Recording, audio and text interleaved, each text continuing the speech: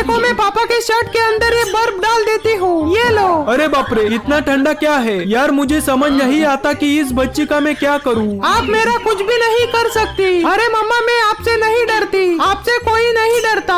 अरे बाप रे, पापा तो मुझे छोड़ के चले गए। अरे पापा दरवाजा खोलो, मुझे डर लगता है। अरे मम्मा मेरी बात को ज्यादा सीरियस मत लेना। अरे पापा क्या कर रहे हो, मुझे अच्छे से खिलाओ, फोन बाद में चलाना। ये लो अपना फोन इधर लाओ, अभी डस्टबिन में जाएगा। चलो अब अच्छे से तरबूज खिलाओ। ठीक है बेटा। यार दिन भर एक छोटी बच्ची से काम करवाते हैं। अरे बाप रे, शायद दरवाजे पर कोई आ गया। बेटा तुम यहाँ पर बैठो, तुम्हें कोल्ड ड्रिंक पियो और ये फोन लो, मैं घर साफ करता हूँ। आज मैंने पूरे घर को साफ कर दिया।